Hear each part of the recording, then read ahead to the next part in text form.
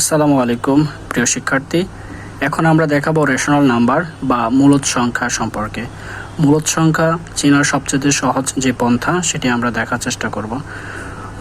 যদি কোনো সংখ্যা পূর্ণ সংখ্যা হয়, যেমন 0 বা ধনাত্মক সংখ্যা যেমন 2, 5, 9 বা ধনাত্মক সংখ্যা, অথবা ঋণাত্মক সংখ্যা মাইনাস যুক্ত সংখ্যা যদি হয়, তাহলে সেটি হবে মূলদ সংখ্যা।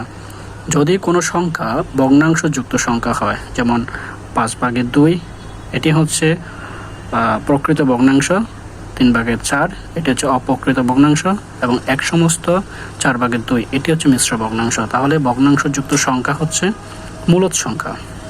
নাম্বার 3, দশমিক সংখ্যা। দশমিক যুক্ত সংখ্যা যেমন 0.32, 2.45 এটি মূলদ সংখ্যা। পূর্ণবর্গ সংখ্যা, যে সংখ্যাকে বর্গমূল করা যায়, যেমন এখানে 4কে বর্গমূল করলে আমরা পাবো 2, 9কে বর্গমূল করলে আমরা পাবো 3, সুতরাং পূর্ণবর্গ সংখ্যা হচ্ছে মূলদ সংখ্যা। পূর্ণ ঘন সংখ্যা, যে সকল সংখ্যাকে ঘনমূল করা যায়, যেমন এখানে 8কে আমরা ঘনমূল করলে আমরা পাবো 2, 64কে আমরা ঘনমূল করলে আমরা পাবো 4, সুতরাং পূর্ণ ঘন সংখ্যা হচ্ছে মূলদ সংখ্যা। পৌনঃপুনিক যুক্ত সংখ্যা, যে সকল সংখ্যা পৌনঃপুনিক যুক্ত সেগুলো হচ্ছে মূলদ সংখ্যা, কারণ পৌনঃপুনিক যুক্ত সংখ্যাকে দশমিক আকারে বা ভগ্নাংশ আকারে লেখা যায়, অতএব এগুলো হচ্ছে মূলদ সংখ্যা। এখন আমরা দেখব ইরেশনাল নাম্বার বা অমূলদ সংখ্যা। যে সংখ্যাগুলোর বর্গমূল ও ঘনমূল হয় না সেগুলো হচ্ছে অমূলদ সংখ্যা। যেমন 2 একটি সংখ্যা, যে সংখ্যার বর্গমূল হবে না।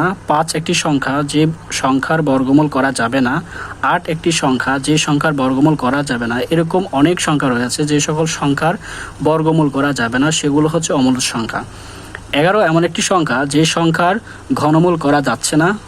20 এমন একটি সংখ্যা, যে সংখ্যার ঘনমূল করা যাচ্ছে না, অতএব 11, 20 একটি অমূলদ সংখ্যা।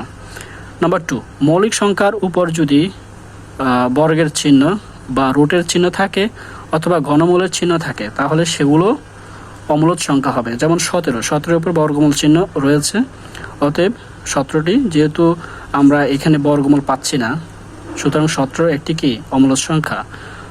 59 একটি অমূলদ সংখ্যা।